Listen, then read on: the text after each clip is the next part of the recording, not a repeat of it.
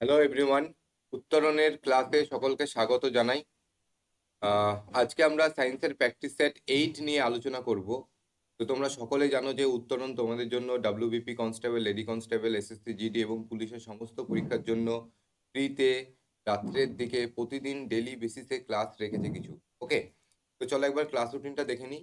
যেরকম দেখো, সোম থেকে শনিবার প্রতিদিন রাত্রি 8টা থেকে এবং 9টা থেকে ক্লাস থাকছে। সোম থেকে বুধবার, সোম মঙ্গল বুধ এই 3টে দিন ম্যাথ ক্লাস থাকছে রাত্রি 8টা থেকে।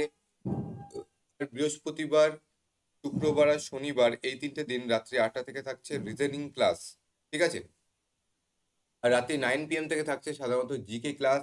সোমবার এবং মঙ্গলবার শোভন স্যারের জিকে ক্লাস থাকছে রাত্রি 9টা থেকে। বুধবার এবং বৃহস্পতিবার আমার সায়েন্স ক্লাস থাকছে রাত্রি 9টা থেকে। এবং Friday and Saturday English class থাকছে সুমন স্যারের। ওকে, তো আমরা যা যা নিয়ে আসতে চলেছি বা তোমাদের জন্য যা যা নিয়ে পরিকল্পনা করছি সেগুলো এখানে ছোট্ট লিস্টের আকারে দেওয়া আছে। একবার তোমরা চোখ দিয়ে দেখে নিও। চলো তাহলে শুরু করি আমরা আজকের দিনের প্রথম কোয়েশ্চেন। কোয়েশ্চেন নাম্বার 1 কি বলেছে? বলেছে নিচের কোন শ্রেণীবিন্যাস পারমাণবিক ভরকে ভিত্তি করে গড়ে উঠেছে? পারমাণবিক ভরকে মানে অ্যাটমিক মাসকে, অ্যাটমিক মাস বা পারমাণবিক গুরুত্বকে বেস করে যে পিরিয়ডিক টেবিলগুলো বা শ্রেণীবিন্যাসগুলো গড়ে উঠেছিল সেগুলো কোন কোন বিজ্ঞানী দিয়েছিল? অপশন এতে দেওয়া আছে ডোবরিনার। ঠিক আছে? এখানে দেওয়া আছে ডোবেনিয়ার, অ্যাকচুয়ালি উচ্চারণটা হবে ডোব্রেনার। ডোব্রেনার, নিউল্যান্ড, মোজলে। অপশন বি তে দেওয়া আছে ডোব্রেনার, মেন্ডেলিভ, মোজলে। অপশন সি তে দেওয়া আছে ডোব্রেনার, নিউল্যান্ড, মেন্ডেলিভ। অপশন ডি তে দেওয়া আছে মেন্ডেলিভ, নিউল্যান্ড অ্যান্ড মোজলে। তো দেখো, এই যে মোজলে নামটা যেখানে যেখানে আছে সে অপশনগুলো বাদ যাবে। মোজলে নামটা যেখানে যেখানে আছে সে অপশনগুলো বাদ যাবে। কারণ মোজলে উনি যে পিরিয়ডিক টেবিলের কথা বলেন বা উনি যে আইডিয়াটা দিয়েছেন সেটা অ্যাটমিক নাম্বার বা পারমাণবিক সংখ্যার ভিত্তিতে, পারমাণবিক সংখ্যার ভিত্তি। ওকে, আর বাকি যারা আছে মানে ডোব্রেনার, নিউল্যান্ড,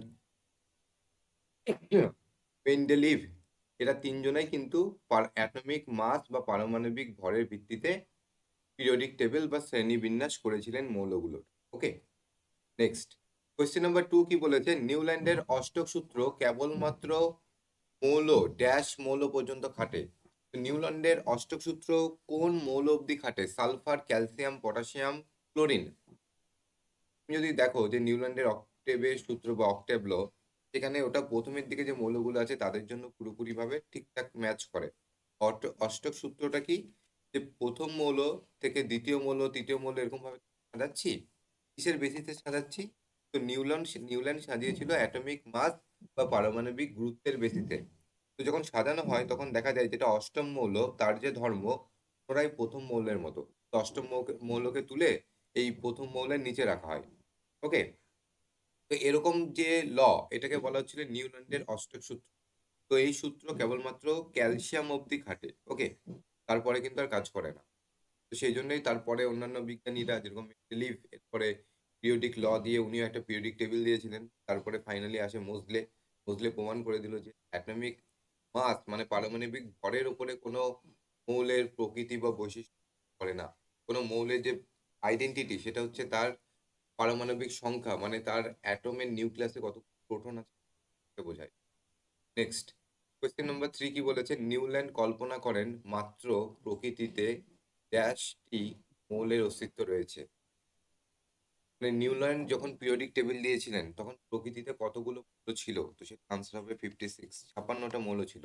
তিনি 56টা মৌল দিয়ে পিরিয়ডিক টেবিল বানিয়েছিলেন। ওকে, নেক্সট কোয়েশ্চেন নাম্বার 4 কি বলেছে? বলছে একটি নির্দিষ্ট মৌল থেকে শুরু করে প্রতি অষ্টম মৌলের মধ্যে রাসায়নিক ধর্মের পুনরাবৃত্তি ঘটে বা ঘটাকে এই সূত্র আবিষ্কার করেন কে? মানে ঘটে কে এই সূত্র আবিষ্কার করেন? এটা হচ্ছে কোয়েশ্চেন, এটা হচ্ছে স্টেটমেন্ট। যে একটি নির্দিষ্ট মৌল থেকে শুরু করে প্রতি অষ্টম মৌলের মধ্যে রাসায়নিক ধর্মের পুনরাবৃত্তি ঘটে। এটা কে দিয়েছিলেন? এটা দিয়েছিলেন নিউল্যান্ড। একটু আগে আমরা বললাম নিউল্যান্ডের, এটাকে বলা হয় অক্টেভ ল। নেক্সট কোয়েশ্চেন নাম্বার 5 কি বলেছে? নিউল্যান্ডের পর্যায় সারণীতে মৌল হ্যালোজেনের অন্তর্ভুক্ত। মানে নিউল্যান্ডের পর্যায় সারণীতে এখানে কোন মৌলটি বা কোন পেয়ার অফ বা যুগ্ম যে মৌল দেওয়া আছে সেটা হ্যালোজেন মৌলের মধ্যে অন্তর্ভুক্ত। মানে নিউল্যান্ডের পিরিয়ডিক টেবিলে যেখানে উনি হ্যালোজেনকে রেখেছিলেন সেখানে আর কোন মৌলকে রেখেছিলেন? এখানে আনসার হবে অপশন ডি, কোবাল্ট আর নিকেল। কোবাল্ট আর নিকেলকেও কিন্তু উনি এই হ্যালোজেন মৌলের গ্রুপে রেখেছিলেন। ওকে, নেক্সট কোয়েশ্চেন নাম্বার 6 কি বলেছে যে যে পরমাণুতে 10টি প্রোটন ও 11টি নিউট্রন আছে তার পারমাণবিক কত? ধরো এ হচ্ছে পরমাণু, পরমাণুর এ হচ্ছে কেন্দ্র, কেন্দ্রে থাকে নিউট্রন আর প্রোটন কণা, বাইরে ঘুরে ইলেকট্রন। তো এই প্রোটনের সংখ্যা বলেছে কতগুলো? 10টা। নিউটনের সংখ্যা কতগুলো বলেছে? 11টা। পারমাণবিক সংখ্যা বলতে কোন সংখ্যাকে বোঝানো হয়? পারমাণবিক সংখ্যা মানে ইংরেজিতে এটাকে বলি আমরা আর অ্যাটমিক নাম্বার বলতে কোন সংখ্যাকে বোঝায়? অ্যাটমের ভিতরে কোন নাম্বারটাকে বোঝায়? ইলেকট্রন, প্রোটন না নিউট্রন? এটা আনসার হবে হচ্ছে প্রোটন। তার মানে অ্যাটমিক নাম্বার হচ্ছে আমার 10, পারমাণবিক সংখ্যা হচ্ছে 10 বা অপশন বি। 10খানা প্রোটন আছে তাই ওর পারমাণবিক 10। যদি বলতো যে ভর সংখ্যা কত, ভর সংখ্যা কত বা অ্যাটমিক মাস কত, তখন আমরা এই 11 + 10 করতে বলতাম 21। তখন আমাদের অপশন ডি আনসার হতো। নেক্সট কোয়েশ্চেন নাম্বার 7 কি বলেছে? কোন মৌলের পরমাণুর নিউক্লিয়াসে 11টি প্রোটন ও 12টি নিউট্রন থাকলে ভর সংখ্যা? আগের মতনই কোয়েশ্চেন, আগে যেটা যে এই একটা পরমাণু, তার এই কেন্দ্র মানে নিউক্লিয়াস, এখানে 11খানা নিউট্রন আছে, সরি 11খানা প্রোটন আছে আর 12খানা নিউট্রন আছে। 11খানা প্রোটন থাকলে এই নিউট্রাল অ্যাটমটার 11খানা ইলেকট্রন। যাই হোক, এখানে ভর সংখ্যা, মাস নাম্বার। তো মাস নাম্বার বলতে নিউট্রন নাম্বার প্লাস প্রোটন নাম্বারের যোগ। 11 + 12 23, ভর সংখ্যা কত হবে? 23। নেক্সট কোয়েশ্চেন নাম্বার 8 কি বলেছে? নিচের কোন মৌলটির ভর সবচেয়ে কম? কোন মৌলের ভর সবচেয়ে কম? Nitrogen, hydrogen, lithium, helium. এখানে কার ভর সব থেকে কম? সব থেকে হালকা কে? সব থেকে হালকা হচ্ছে হাইড্রোজেন। হাইড্রোজেনের ভর সব থেকে কম। হাইড্রোজেনের অ্যাটমের মধ্যে একটি মাত্রই তো প্রোটন থাকে, তাই না? তো হাইড্রোজেনের ভর কম। হিলিয়ামের মধ্যে প্রোটন থাকে, তার সাথে নিউট্রনও থাকে। কিন্তু হাইড্রোজেন যেটা সিম্পল হাইড্রোজেন অ্যাটম, প্রোটিয়াম, তার মধ্যে কোনো নিউট্রন থাকে না। ঠিক আছে? তো সেই সেই অপেক্ষায় দেখতে গেলে সবচেয়ে মৌলটির ভর সবচেয়ে কম বললে আমরা এখানে আনসার করবো হাইড্রোজেন। নেক্সট কোয়েশ্চেন নাম্বার 9 কি বলেছে? কোয়েশ্চেন নাম্বার 9 বলেছে মৌলের পরমাণুর ইলেকট্রন সংখ্যা 4 সমান। কোন মৌলের পরমাণুতে যত ইলেকট্রন থাকে সেটা কোন? পারমাণবিক সংখ্যা, নাকি ইলেকট্রন গ্রহণযোগ্যতা, নাকি পারমাণবিক ওজন, নাকি সম ওজন? তো কোনো মৌলের পরমাণুর ইলেকট্রন সংখ্যা বলতে অ্যাকচুয়ালি মৌলটা বা ওর পরমাণুটা নিউট্রাল থাকে, ইলেকট্রিক্যালি নিউট্রাল। তো ওর মধ্যে যতগুলো ইলেকট্রন আছে, প্রোটন থাকে। মানে এটাকে আমি ঘুরিয়ে বললাম, অ্যাকচুয়াল ওয়ার্ডটা হবে যতগুলো প্রোটন থাকে ততগুলোই ইলেকট্রন থাকে একটা নিউট্রাল অ্যাটমের মধ্যে। এবার যতগুলো প্রোটন থাকে সেটাকে আমরা কি বলে থাকি? পারমাণবিক সংখ্যা, তাই না? পারমাণবিক সংখ্যা বা অ্যাটমিক নাম্বার। তার মানে অ্যাটমিক নাম্বারটাই হচ্ছে আমাদের নিউট্রাল অ্যাটমের ইলেকট্রন সংখ্যা। নেক্সট কোয়েশ্চেন নাম্বার 10 কি বলেছে? পটাশিয়ামের পারমাণবিক সংখ্যা হচ্ছে 19, মানে প্রোটন আছে 19খানা। ভর সংখ্যা হচ্ছে 39, মানে নিউট্রন আর প্রোটনের যোগফল যেটাকে বলা হয় ভর সংখ্যা, সেটা হচ্ছে 39। তাহলে নিউটন সংখ্যা কত হবে? দেখো, নিউটন আর প্রোটন সংখ্যার যোগফল 39 আর প্রোটন 19টা। তো 19-এর সাথে 20 যোগ করলে নিশ্চয়ই 29 হবে, 39 হবে। তার মানে নিউটন সংখ্যা কতগুলো আছে আমার কাছে? 20টা আছে, তাই না? মানে অপশন এ হয়ে যাচ্ছে আমাদের এখানে সঠিক আনসার।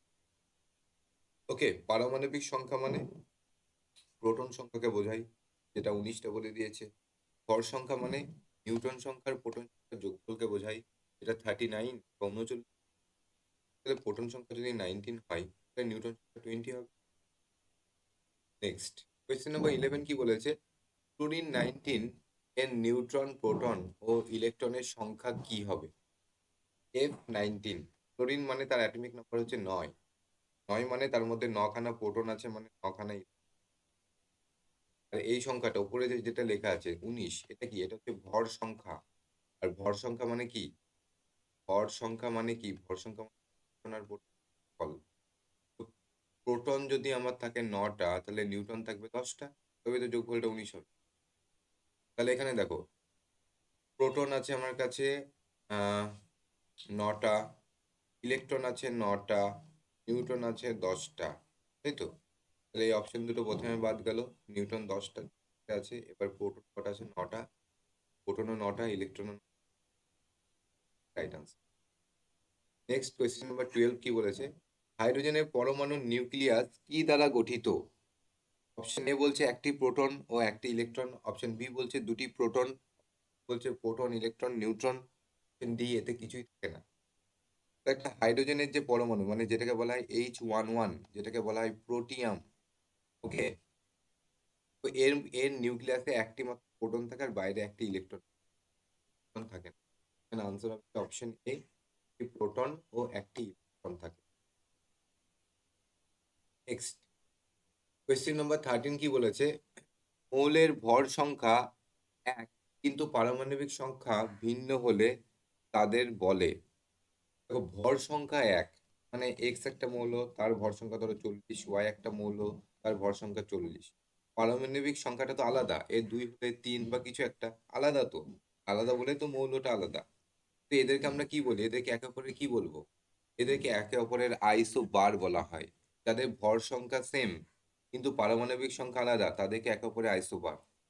আর যাদের ভর সংখ্যা আলাদা, যেরকম H11, H12, H13, এদের দেখো পারমাণবিক সংখ্যাটা সেম, তাই না? 111 করে আছে, পারমাণবিক সংখ্যাটা সেম, কিন্তু ভর সংখ্যা দেখো আলাদা, 1 2 3। তো এদেরকে বলবো একে অপরের আইসোটোপ। ওকে, আইসোটোন কাদেরকে বলা হয়? যাদের নিউট্রন সংখ্যা সেম, যাদের নিউট্রন সংখ্যা সেম তাদেরকে বলবো আইসোটোন। হ্যালোজেন মৌল কাদেরকে বলা হয়? যে সমস্ত মৌলগুলো সল্ট প্রডিউস করে তাদেরকে বলা হয় হ্যালোজেন মৌল।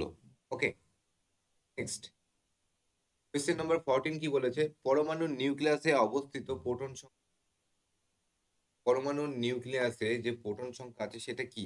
এটাই তো হচ্ছে আমাদের পারমাণবিক সংখ্যা, অপশন বি। ওকে, নেক্সট কোয়েশ্চেন নাম্বার 15 কি বলেছে? কোন মৌলের আইসোটোপের ভর 298, কোন মৌলেও তার আইসোটোপের ভর মানে অ্যাটমিক মাস বা মাস নাম্বার, মাস নাম্বার মানে নিউট্রন আর প্রোটনের যোগফল বলে 98। খুব ভালো কথা। যদি এর নিউক্লিয়াসে 189 মানে 179টি নিউট্রন থাকে, তবে পারমাণবিক সংখ্যা কত? নিউটন সংখ্যা বলে দিয়েছে 189, তাহলে তোমাকে প্রোটন সংখ্যা মানে পারমাণবিক সংখ্যা বলতে প্রোটন সংখ্যা, তাহলে তাহলে 298 এটা থেকে বাদ দেবো 189, বাদ দিলে কত পড়ে থাকে? দেখো, এর সাথে যোগ করলে হবে 1 1, আর এদিকে হচ্ছে তাহলে এখানে পড়ে থাকছে 100। Okay? মানে যে পরমাণুটার ভর সংখ্যা হচ্ছে 298 এবং তার মধ্যে এতগুলো নিউট্রন আছে, তার পারমাণবিক সংখ্যা বা প্রোটন নাম্বার হচ্ছে 1, অপশন। নেক্সট কোয়েশ্চেন নাম্বার 16 কি বলেছে? নিউক্লিয়াসে অবস্থিত, অবস্থিত বোঝায় বা নিউক্লিয়াসের অবস্থিতি বোঝায়, মানে নিউক্লিয়াসে মেনলি কোন জিনিসটা থাকতেই হবে, কোন কণাটা? প্রোটন, ইলেকট্রন, নিউট্রন নাকি হাইড্রন? তো দেখো, আমরা যেটা একদম সিম্পলেস্ট যে অ্যাটমটা দেখি সেটা হচ্ছে হাইড্রোজেন 1 1, মানে এর কেন্দ্রে একটি প্রোটন থাকে আর বাইরে একটি ইলেকট্রন থাকে, এর মধ্যে কিন্তু কোনো নিউট্রন থাকে না। এই যে নিউক্লিয়াস, নিউক্লিয়াসের মধ্যে নিউট্রন আর প্রোটন কণা তো থাকে। তো এই নিউট্রন আর প্রোটনের মধ্যে কোনটাকে থাকতেই হবে, না হলে সেটা নিউক্লিয়াস বোঝাবে না। এটা হচ্ছে প্রোটন। নিউট্রন না থাকলেও চলে, যেরকম হাইড্রোজেনের মধ্যে নিউট্রন নেই। ওকে, প্রোটনটা হচ্ছে মেন। কোয়েশ্চেন নাম্বার 17 কি বলেছে? একটি মৌলের নিউক্লিয়াসে 10টি প্রোটন ও 17টি নিউট্রন আছে, মৌলটির ভর সংখ্যা কত? একটি মৌলের নিউক্লিয়াসে 10টি প্রোটন ও 17, ভর সংখ্যা কত? প্রোটন সংখ্যা বলেছে 10, নিউট্রন সংখ্যা বলেছে 17, যোগ করে দিলে কত হবে? 27। তো এটাই তো ভর সংখ্যা। ভর সংখ্যা আর প্রোটনকে বোঝায় কি? নেক্সট হলো কোয়েশ্চেন নাম্বার 18 কি বলেছে? নিউটনের আবিষ্কর্তা কে? নিউটন কে আবিষ্কার করেন? J J Thomson, Chadwick, Rutherford, Nils bore. এর আনসার হবে চ্যাডউইক। 1932 সালে চ্যাডউইক ইলেকট্রন প্রোটন নিউট্রনের মধ্যে নিউট্রন পড়ে গিয়ে, ঠিক আছে। জে থমসন ইলেকট্রন আবিষ্কার করে, জানো। প্রোটনের ডিসকভারি ক্রেডিট দেওয়া হয় রাদারফোর্ডকে। নেলস বোর পরমাণুর অ্যাটমিক। কোয়েশ্চেন নাম্বার 19 কি বলেছে? ড্যাশ ছাড়া সব পরমাণুতে নিউট্রন থাকে, এর কোনটি ছাড়া সব পরমাণুতে? একটু আগে আমি বলছিলাম যে হাইড্রোজেনের নিউক্লিয়াসে কিন্তু নিউট্রন থাকে না। হাইড্রোজেনের নিউক্লিয়াসে কোনো রকম নিউট্রন। আনসার হবে কি অপশন। নেক্সট চলো, কোয়েশ্চেন নাম্বার 20 কি বলেছে? নিম্নলিখিত কোন অবস্থায় পদার্থের অণুগুলির মধ্যে সর্বোচ্চ আকর্ষণ বল থাকে? লিকুইড অবস্থায়, গ্যাস অবস্থায়, প্লাজমা অবস্থায়, কঠিন অবস্থায়? দেখো, কঠিন, ফ্লুইড, ফ্লুইড মানে এখানে আমরা তরলকে বলতে চাইছি, তরল। তো না, ফ্লুইড মানে গ্যাসকেও বোঝায়, তরলকেও বোঝায়। তো গ্যাস যেহেতু আলাদা করে আছে, তো ফ্লুইড হিসেবে আমরা তরলকে নিতে পারি। আর তারপরে লিখছি গ্যাস, তারপর লিখছি আমি প্লাজমা, প্লাজমা। তো কঠিনের মধ্যে কি হয়? কঠিনের মধ্যে কণাগুলো একটা দৃঢ় আকর্ষণ বল দিয়ে বদ্ধ থাকে। তার মানে কঠিনে কণাগুলো বেশি ছোটাছুটি করতে পারে না। ওকে, তার মানে কঠিনে কণাগুলোর মধ্যে কিন্তু আকর্ষণ বল সর্বোচ্চ, এটা আমরা জানি। তরলে কণার ক্ষেত্রে কি হয়? তরলে কণাগুলো বেশি ছোটাছুটি করতে পারে, ফ্লো করতে পারে। তার কারণ তরলে কণাগুলোর মধ্যে আকর্ষণ বল হচ্ছে খুবই কম। গ্যাসের কণার যদি কথা বলি, গ্যাসের কণাগুলোর মধ্যে আকর্ষণ বল নেই বললেই চলে। যে কারণে গ্যাসের কণাগুলো হাই স্পিডে বা খুব মানে বেশি গতিশক্তি নিয়ে সবসময় চলাচল করছে। এবার গ্যাসকে যখন আমরা এক্সাইট করব, গ্যাসকে যখন আয়োনাইজড করব, গ্যাসকে যখন এনার্জি দেবো, তখন সেটা তৈরি করে প্লাজমা দশা। তো প্লাজমা দশার কণাগুলোর মধ্যে যে গতিশক্তি সেটা সর্বোচ্চ থাকে। তো কঠিনে কণার মধ্যে গতিশক্তি কম কেন? কারণ কি কঠিনে কণাগুলোর মধ্যে আকর্ষণ বল সব থেকে বেশি। এখানে আনসার হয়ে গেল কিন্তু অপশন ডি, কঠিন। নেক্সট, কোয়েশ্চেন নাম্বার 21 কি বলেছে? কিভাবে সূর্য থেকে শক্তি নির্গত হয়? নিউক্লিয় বিভাজন, সৌরশক্তি, তাপ শক্তি, মহাকর্ষ শক্তি, মানে কোন প্রসেসের মাধ্যমে হয়? এটা আনসার হবে কি? কি হবে? এখানে দেওয়াই নেই, নিউক্লিয় বিভাজন হবে না, সংযোজন হবে, ঠিক আছে। এই ভুল আছে এখানে কোনো একটা। দেখো, এখানে যদি অপশন বলতে যাই তাহলে এখানে সৌরশক্তি যেতে পারে যদি এই অপশন, কিন্তু এখানে আরেকটা জিনিস থাকা উচিত ছিল, সেটা হচ্ছে নিউক্লিয় সংযোজন বা নিউক্লিয়ার ফিউশন। যেরকম সূর্যের মধ্যে কি হয়, হাইড্রোজেনের অ্যাটম গুলো হয়ে হিলিয়ামের অ্যাটম বানায়, আর এই প্রসেসে সেই এনার্জি তৈরি, সেই এনার্জিটা রেডিয়েট হয়, সেই এনার্জিটা আমরা পাচ্ছি। এই প্রসেসটাকে বলা হয় নিউক্লিয়ার ফিউশন। তো সেটা হয়ে যাবে আমাদের আনসার এখানে। নেক্সট, কোয়েশ্চেন নাম্বার 22 কি বলেছে? নিউক্লিয় বিভাজন একটি পদ্ধতি যেখানে নিউক্লিয়াসের পরিবর্তিত হয়, নাকি ভারী নিউক্লিয়াস ভেঙে যায়, নাকি ধাক্কা খায়, নাকি অণু ভেঙে যায়? নিউক্লিয় বিভাজনে কি হয়? নিউক্লিয় বিভাজনে ভারী যে নিউক্লিয়াস সেটা ভেঙে গিয়ে লাইটার নিউক্লিয়াইতে পরিণত, আর এই প্রসেসে এনার্জি তৈরি হয়। Okay? এই প্রসেসকে আমরা কি বলছি? Nuclear fission. FISSION, ফিশন মানে ভেঙে যাওয়া। এখানে আনসার কি হচ্ছে? অপশন বি, ভারী নিউক্লিয়াস ভেঙে যায়। এই যে আমরা পারমাণবিক চুল্লির কথা বলি না, পারমাণবিক চুল্লিতে এই রেডিও অ্যাক্টিভ মৌলগুলোকে বা এরকম ভারী নিউক্লিয়াসকে রাখা হয়, এবং সেই ভারী নিউক্লিয়াসকে নিউট্রন কণা দিয়ে ধাক্কা মেরে এরকম ছোট ছোট হালকা নিউক্লিয়াসে ভেঙে পরিণত হয়। আর সেই প্রসেসে যে এনার্জি নির্গত হয়, সেই এনার্জিকে আমরা ইলেকট্রিক্যাল এনার্জিতে কনভার্ট করে আমাদের বাড়ি ঘরের ইলেকট্রিসিটি চালিয়ে থাকি। চলো, নেক্সট কোয়েশ্চেন নাম্বার 23 কি বলেছে? অ্যাসিড সম্পর্কে কোন বিবৃতিটি সত্য নয়? অপশন এ, অ্যাসিড টক, এটা তো সঠিক। অ্যাসিডের স্বাদ তেতো, এটা তো ভুল। অপশন সি বলেছে অ্যাসিড ক্ষারকের সঙ্গে বিক্রিয়ায় লবণ উৎপন্ন করে। তো হ্যাঁ, অ্যাসিডের সাথে ক্ষারের বিক্রিয়ায়, অ্যাসিডের সাথে বেসের বিক্রিয়ায় কি উৎপন্ন হয়? সল্ট উৎপন্ন হয় আর ওয়াটার উৎপন্ন হয়, এই স্টেটমেন্টটাও ঠিক আছে। অ্যাসিড নীল লিটমাসকে লাল করে, এই স্টেটমেন্টটাও ঠিক আছে। কারণ নীল লিটমাস পেপার অ্যাসিডিক সলিউশনে রেড কালারে পরিণত হয়ে যায়। তাহলে কোনটা ভুল গেল এখানে? কোন বিবৃতিটি সত্য নয়? তো আনসার হয়ে যাচ্ছে অপশন বি, অ্যাসিডের স্বাদ তেতো।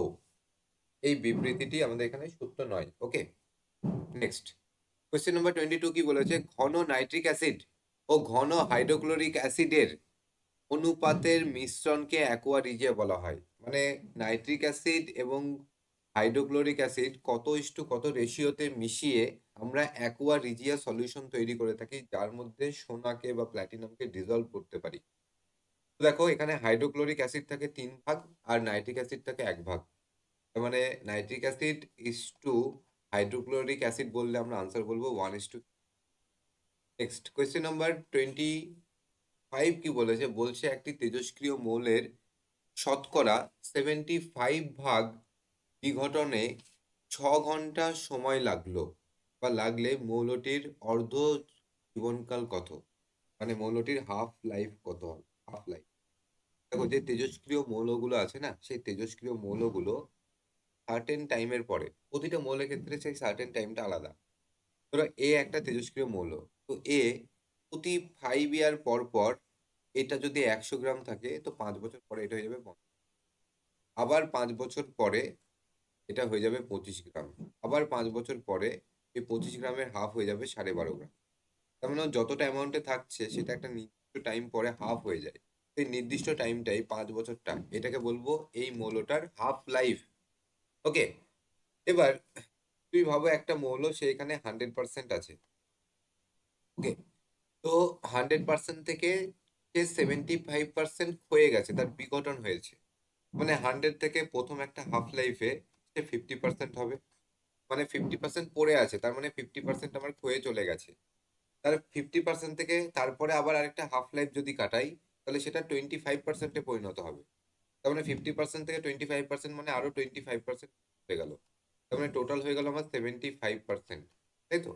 তার মানে 75% বিঘটন ঘটতে এই দুখানা হাফ লাইফ কাটালাম। তো সেই টোটাল টাইমটা, দুখানা হাফ লাইফের টোটাল টাইমটা বলে দিয়েছে 6 ঘন্টা। তাহলে একটা হাফ লাইফ মানে 3 ঘন্টা, তাই না? তার মানে এই মৌলটা যেটা 100% ছিল সেটা, বা 100 গ্রাম ছিল, যাই ধরো না কেন, সেটা 3 ঘন্টা পরে 50 গ্রাম হয়ে গেছে বা 50% হয়ে গেছে। তারপরে নেক্সট 3 ঘন্টা পরে সেটা 25% হয়ে গেছে। মানে টোটাল 6 ঘন্টায় বা দুটো হাফ লাইফে পদার্থটা 75% হয়ে গেছে। তো মৌলটির হাফ লাইফ কত? 3 ঘন্টা। নেক্সট কোয়েশ্চেন নাম্বার 26 কি বলেছে, কোন অক্সাইডটি অ্যাসিডিক নয়? Carbon monoxide, sulphur dioxide, sulphur trioxide, nitrogen dioxide. এর আনসার হবে কার্বন মনোঅক্সাইড। চলো নেক্সট কোয়েশ্চেনে যাই। কোয়েশ্চেন নাম্বার 27 কি বলেছে, বস্তুর সাপেক্ষে নিচের কোন বিবৃতিটি সত্য নয়? পদার্থের কণাগুলির মধ্যে কোনো আকর্ষণ বল নেই। আমার তো মনে হচ্ছে এটাই সত্য নয়। যাই হোক, এটাকে মার্ক করে রাখলাম। নেক্সট দেখি, ফ্লুইডে ও গ্যাসের কণাগুলি অনবরত সঞ্চারণশীল। অনবরত সঞ্চারণশীল, মোটামুটি এটা স্টেটমেন্টটা ঠিক আছে। পদার্থ কণা দ্বারা গঠিত, এটাও ঠিক আছে। পদার্থের কণাগুলির পার্থক্য আছে অবশ্যই, কারণ সমস্ত পদার্থের কণা একই রকম নয়, ডিফারেন্ট ডিফারেন্ট। এখানে আনসার কি হবে? এখানে আনসার হবে হচ্ছে অপশন এ, পদার্থের কণাগুলির মধ্যে কোনো আকর্ষণ বল নেই। এটা হয়ে যাচ্ছে ভুল বা সত্য নয়, এরকম একটা স্টেটমেন্ট। ওকে, নেক্সট কোয়েশ্চেন নাম্বার 28 কি বলেছে, নিচের কোন বিবৃতিটি সঠিক নয়? পদার্থের কণাগুলি অনড় অবস্থায় থাকে। পদার্থের কণাগুলি অতি ক্ষুদ্র, এটা তো সঠিক। কণাগুলি পরস্পর পরস্পরকে আকর্ষণ করে, এটাও সঠিক। পদার্থের কণাগুলির মাঝে ফাঁক থাকে, মানে ইন্টারমলিকুলার স্পেস থাকে, এটাও সঠিক। তো এই যে অপশন এ যেটা আছে এটা ভুল। কেন? কারণ কি বলেছে পদার্থের কণাগুলি অনড় অবস্থায় থাকে, এটা একদমই ভুল। কারণ কি, কঠিন পদার্থ বলি, তো কঠিন পদার্থের কণাগুলোও কিন্তু জাস্ট তার মিন পজিশনে থেকে আগে পিছে ভাইব্রেট করে। তো কোনো কণাই কিন্তু অনড় অবস্থায় থাকে না। নেক্সট কোয়েশ্চেন নাম্বার 29 কি বলেছে, ইলেকট্রনের নেগেটিভ চার্জ হলো, ইলেকট্রনের নেগেটিভ চার্জটা কত? জানি যে সেটা নেগেটিভ, কিন্তু চার্জের ভ্যালুটা কত? 1.6 ইন্টু 10⁻+18, নাকি 1.6, দেখো এটা এরকম আছে 1.6 ইন্টু 10⁻18, এটা আছে 1.6 ইন্টু 10⁻−6, এটা আছে 1.6 ইন্টু 10⁻−18 কুলম, সব কুলম। কি চার্জের একক হচ্ছে কুলম। আর এটা আছে 1.6 ইন্টু 10⁻−19 কুলম। তো ইলেকট্রনের যে চার্জ সেটা হচ্ছে অপশন ডি, মানে 1.6 into 10⁻−19 coulomb. Next question number 30 কি বলেছে, ইলেকট্রন কে আবিষ্কার করে? Nils bore, J J Thomson, Einstein, Rutherford. তো ইলেকট্রন আবিষ্কার করেন J J Thomson. J J Thomson একটা এক্সপেরিমেন্টের মাধ্যমে কিন্তু ইলেকট্রন আবিষ্কার করেন। অ্যাকচুয়ালি সেই টাইমে মানে আকাশে যে বিদ্যুৎ চমকায়, সেই চমকানো বা লাইটেনিং এর ঘটনা সবাই বাড়িতে কোনো একটা গ্লাস টিউবের মধ্যে করতে চাইছিলেন। ওকে, তো জে জে থমসনও বা এরকম প্রচুর বিজ্ঞানী তারা এরকম একটা গ্লাস টিউব নেন, তার ভেতরে মহাকাশে মানে আকাশে যেরকম হালকা গ্যাস থাকে উনিও এর ভেতরে হালকা গ্যাস রেখেছেন। আকাশে যেরকম চাপ কম থাকে, তো উনিও এখানে সাকশন পাইপ ইউজ করে চাপকে কমিয়েছিলেন। দিয়ে কি করেছিলেন, দিয়ে ভোল্টেজ অ্যাপ্লাই করেছিলেন। ওকে, হাই ভোল্টেজ অ্যাপ্লাই করার পরে দেখেন যে এখানে একটা স্পার্কিং বা লাইটিং জেনারেট হয়। তারপরে উনি আরো ছোটখাটো এক্সপেরিমেন্ট করে প্রমাণ করেন যে এই লাইটিংটা অ্যাকচুয়ালি ইলেকট্রন কণার স্রোত ছিল। ওকে, যে উনি ইলেকট্রন আবিষ্কার করেন। ইলেকট্রন নামকরণটা কিন্তু জে জে থমসন করেননি, ইলেকট্রন নামকরণটা করেছিলেন আবার আরেকজন বিজ্ঞানী, যার নাম হচ্ছে G J stony. G J stony. ঠিক আছে, নেক্সট কোয়েশ্চেন নাম্বার 31 কি বলেছে, কে হাইড্রোজেন ক্লোরাইড নামকরণ করেন? তো হাইড্রোজেন ক্লোরাইড নামকরণ করেন কে? Option A Priestley, option B Davy, option C Proust, option D Steele. তো এখানে আনসার হবে option B Davy. Next question number 32 কি বলেছে, সমযোজী বন্ধন গঠিত হয় দুটি পরমাণুর বন্ধনের দ্বারা। অপশন এ প্রোটন আদান প্রদান করে। দেখো, ইলেকট্রনিক যে বন্ধন বা কেমিক্যাল বন্ডিং করার সময় আমরা ইলেকট্রনের আদান প্রদান নয়, এটা বাদ। প্রোটন বদল করে রসায়ন, এটাও নয়। ইলেকট্রন বদল করে, এটাও নয়। তো এখানে আনসার হবে অপশন ডি, যে ইলেকট্রন জোড় সৃষ্টি করে। মানে যেরকম এই হাইড্রোজেন, এর কাছে একটা ইলেকট্রন আছে, এই একটা হাইড্রোজেন এর কাছে একটা ইলেকট্রন আছে। তো এ একটা ইলেকট্রন দিল, এ একটা ইলেকট্রন দিল, দিয়ে একটা জোড় বানালো। এবার এই ইলেকট্রন জোড়টার মধ্যে দুটো ইলেকট্রন আছে। তো এই হাইড্রোজেনটা নিজের ইচ্ছা মতো দুটো ইলেকট্রনকে ইউজ করতে পারে, এই হাইড্রোজেনটাও ইলেকট্রন জোড়টাকে, এই দুটো ইলেকট্রনকে করে দিয়ে এরা H2 মলিকুল হিসাবে থাকছে। তাহলে এখানে দুটো হাইড্রোজেন অ্যাটম, এও একটা ইলেকট্রন দিয়েছে, ও একটা ইলেকট্রন দিয়েছে, এই ইলেকট্রন জোড় বানিয়ে কিন্তু বন্ধন বানিয়ে থাকে। ওকে, তো এটাকে বলছি সমযোজী বন্ধন। নেক্সট কোয়েশ্চেন নাম্বার 33, প্রায় ধনাত্মক আধানযুক্ত মৌলের যোজ্যতা থাকে। ধনাত্মক আধানযুক্ত মৌলের যোজ্যতা থাকে অপশন ডি 1 অথবা 2 অথবা 3। কারণ ধনাত্মক আধানযুক্ত কখন হয় কোনো মৌল, যখন এই এক্স একটা অ্যাটম ও যখন ইলেকট্রনকে ছেড়ে দেবে, তখন ওর মধ্যে একটা পজিটিভ চার্জ আসবে। দুটো ইলেকট্রনকে ছেড়ে দিলে দুটো পজিটিভ চার্জ আসবে, তিনটে ইলেকট্রনকে ছেড়ে দিলে তিনটে পজিটিভ চার্জ আসবে। নেক্সট কোশ্চেন নাম্বার 34 কি বলেছে, একটি মৌল যার অণুতে তিনটি যোজ্যতা ইলেকট্রন আছে, সিলিকন, কপার, জার্মেনিয়াম, অ্যালুমিনিয়াম। এখানে সঠিক আনসার কি হবে? কোন মৌলের অণুতে তিনটি যোজ্যতা ইলেকট্রন থাকে? তো এখানে আনসার হবে অ্যালুমিনিয়াম। অ্যালুমিনিয়ামের অ্যাটমিক নাম্বার 13, মানে প্রথম কক্ষপথে দুটো ইলেকট্রন, তারপর একটা 8টা, তারপরে লাস্ট কক্ষপথে 3টে। আর এই লাস্ট কক্ষপথে যে ইলেকট্রন আছে, মানে যে ইলেকট্রন গুলো এ ছেড়ে দিলে অক্টেট ফুলফিল করবে, সেই ইলেকট্রন কটাকে কি বলবো আমরা? যোজ্যতা ইলেকট্রন বা ভ্যালেন্স ইলেকট্রন। ভ্যালেন্স সেলে যে কটা ইলেকট্রন আছে সেটাকে বলছি ভ্যালেন্স ইলেকট্রন। নেক্সট, তো এই যে কোয়েশ্চেনটা, কোয়েশ্চেন নাম্বার 35, এটা হচ্ছে তোমাদের ডেইলি বেসিসের হোমওয়ার্ক, HW বা হোমওয়ার্ক কোয়েশ্চেন। হোমওয়ার্ক কোয়েশ্চেনটা কি দিয়েছে, বলেছে অ্যামোনিয়া NH3, অ্যামোনিয়াতে নাইট্রোজেনের যোজ্যতা কত? তো অ্যামোনিয়াতে নাইট্রোজেনের যোজ্যতা কত, এটা তোমরা ক্যালকুলেট করে বা যেভাবে হোক তোমরা এর আনসার কিন্তু আমাকে কমেন্ট সেকশনে জানাতে ভুলবে না, এটা তোমাদেরকে। ওকে, তো চলো আজকের মতো সেশন এখানেই শেষ। সকলকে থ্যাংক ইউ জানাই এতক্ষণ ধরে আমাদের সাথে থাকার জন্য। সেশনটি যদি তোমাদের খুব ভালো লাগে তো লাইক করবে, বা সেশনের মধ্যে কোনো কিছু চেঞ্জেস চাইলে বা তোমাদের কোনো রিকোয়ারমেন্ট থাকে, তোমরা আমাদের ভিডিওর নিচে কমেন্ট সেকশনে কমেন্ট করে অবশ্যই জানাবে। ঠিক আছে, তো চলো তাহলে সবাই, থ্যাংক ইউ অ্যান্ড টাটা। আমি আমার ক্লাস এখানেই শেষ করছি।